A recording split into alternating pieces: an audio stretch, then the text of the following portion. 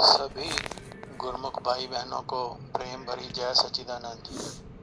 बंदो चरण सरोज गुरु मुद मंगल आगार। जैसे वत नर होत हैं भव सागर से पार।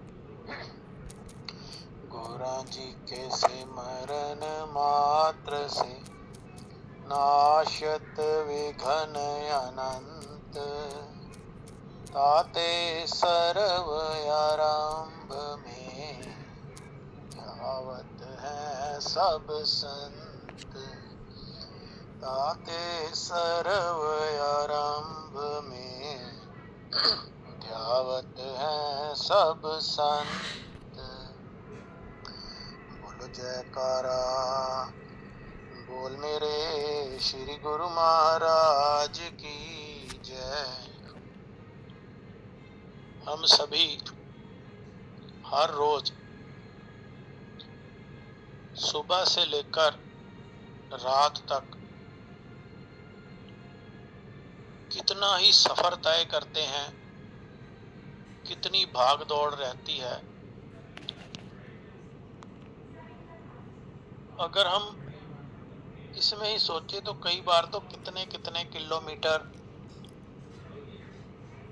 सफर होता है। सारा दिन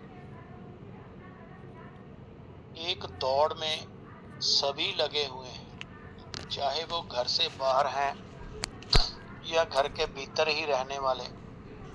एक मशीन की तरह सभी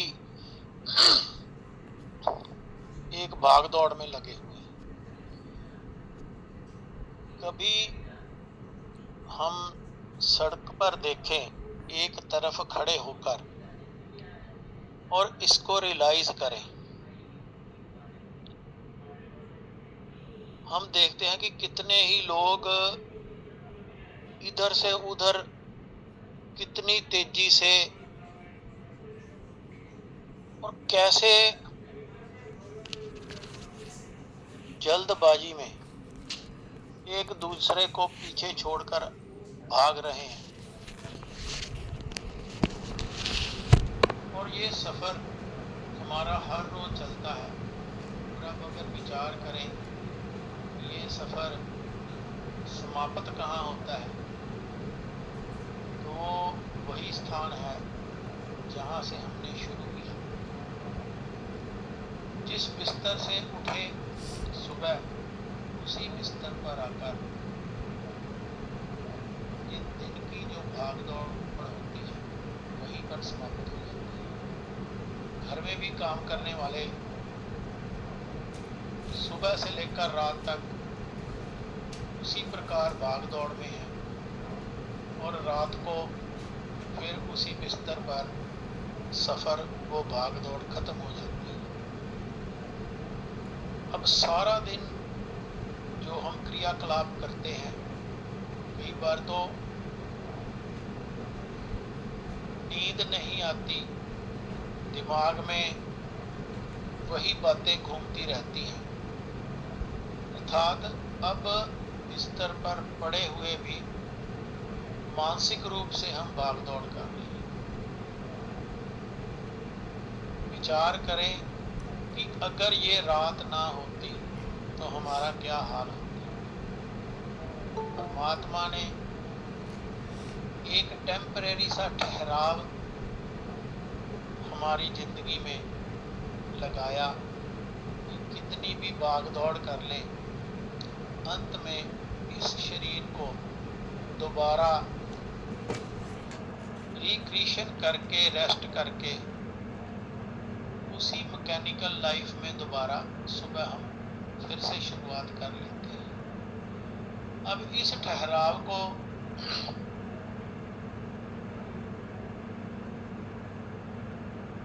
गौर से देखें तो अगर हम, आप सबने भी कई बार महसूस किया होगा या इस बात को प्रैक्टिकली करके देखना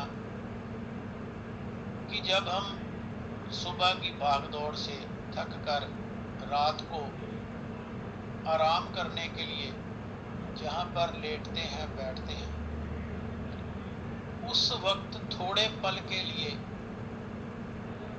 अगर हम अपने इस दिमाग को भी शांत करें, अपने विचारों को एकदम से खत्म कर दें, शांत कर दें, और अपना जो ध्यान है वो ऐसे हो कि अब मेरे दिमाग में कुछ नहीं चल रहा, केवल खाली है, कोई विचार नहीं। प्रैक्टिकली इसको करके देखना, तब क्या महसूस होता है।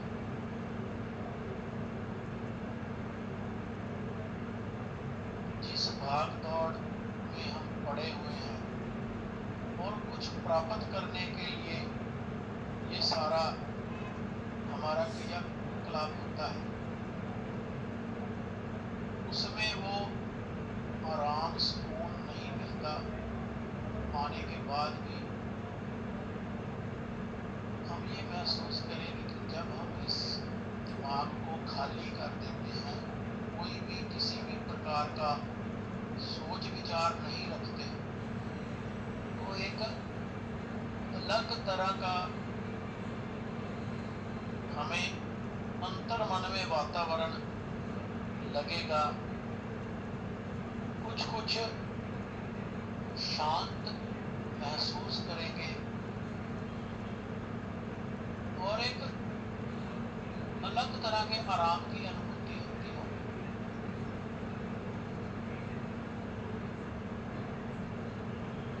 ये शुरुआत है जो संत महापुरुष हमें बताते हैं, जो युक्ति बताई जाती है गुरुमुखों को सदगुरुदेव की तरफ से, कि सभी विचारों को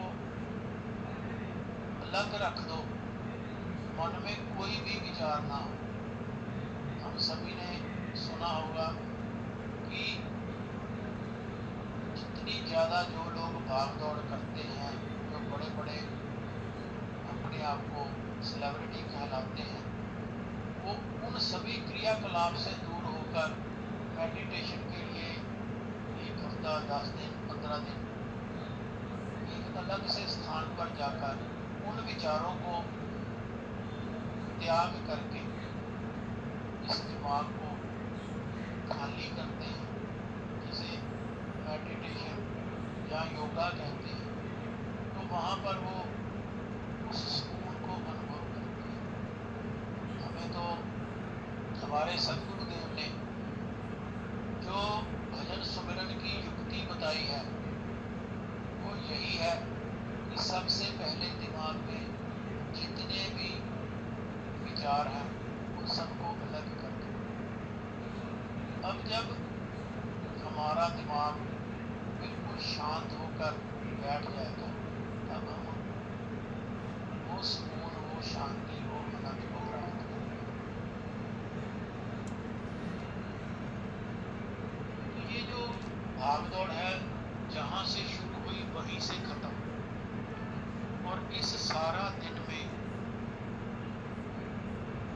हमने क्या किया, कितनी एफर्ट की, और उसके एवज में शाम को हमारे हाथ में क्या आया, उसका लेखा जोखा तो प्रत्येक व्यक्ति करता ही है। अगर प्रतिदिन नहीं तो 1 हफ्ते के बाद, या 1 माह के बाद, या 1 वर्ष के बाद सब लोग उस भाग दौड़ का हिसाब लगाते हैं कि इस भाग दौड़ के बदले में मुझे मिला क्या। लेकिन अगर हम इसी भाग दौड़ से थोड़ा हट करके अपने सदगुरु देव के बताए हुए जो युक्ति का साधन है उसके साथ साथ चलें, तब हम अपने जीवन में देखेंगे कि कितना सुकून है, कितना चैन है, कितना आराम है। इसमें कोई शक नहीं कि जो गुरुमुख सदगुरु देव के बताए हुए मार्ग पर चलते हैं वो इस भाग दौड़ में शामिल नहीं है। शामिल तो वो भी हैं, लेकिन एक अंदर से ऐसी भावना या ऐसा विचार उत्पन्न हो जाता है कि उसको ये जो भाग दौड़ है वो एक फर्ज लगता है, एक ड्यूटी लगती है, जिसको वो निभा रहे हैं इस संसार में रहते हुए, अपना फर्ज पूरा कर रहे हैं। लेकिन अंतः मन से उस गुरुमुख को पता है कि इस भाग दौड़ से हटकर आराम से बैठकर जब सभी सांसारिक विचारों को त्याग कर मैं अपने सदगुरु देव के बताए हुए मार्ग पर शांत चित्त से बैठकर उनकी आराधना करता हूँ, उनके दिशा निर्देशों के अनुसार जो मेरी रूह का कार्य है वो भी क्रिया करनी है उसको भी करता हूँ, तब वो और उसका जीवन एक कमल के फूल की भांति होता है कि वो संसार में रहता हुआ भी संसार के बंधनों से बंधा नहीं होता। जैसे कमल का फूल जल के ऊपर होता है, लेकिन वो भीगता नहीं, उसके ऊपर अगर जल की बूंद पड़ जाए तो भी वो बूंद वहां से स्लिप हो जाती है। ऐसे ही उस गुरुमुख का जीवन होता है।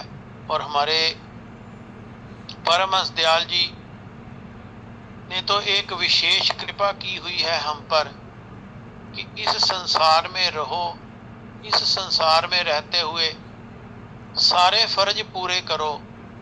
जिस जिस जिम्मेवारी को हमने उठाया है उस जिम्मेवारी का निर्वाह करते रहो, लेकिन साथ में उसके मोह में, उसके लालच में, उसके अहंकार में नहीं फंसना। ध्यान लगाना है, लालच करना है तो यही होना चाहिए कि मैंने कुछ समय निकालकर सदगुरु देव का जो हुक्म है उसको भी बजाना है। इसी बात का मोह होना चाहिए कि मैंने सदगुरु देव के दर्शन दीदार करने हैं, उनकी ही शरणागत में रहना है, उनके ही होकर के रहना है। सदगुरु देव तो हमारे हैं ही। मुझे भी ऐसा कार्य करना है कि मैं भी उनका ही बन के रहूं और सदगुरु देव की प्रसन्नता को प्राप्त करूं। और सदगुरु देव तो इतने दयालु हैं कि वो कैसे रीझेंगे, वो कैसे प्रसन्न होंगे, उसका मार्ग भी स्वयं ही बता दिया है। वो खुश भी तभी है जब हमारा कल्याण होगा। जैसे माता पिता खुश होते हैं जब बच्चे कुछ अचीव करते हैं। अचीवमेंट बच्चों की होती है और खुशी माता पिता को होती है।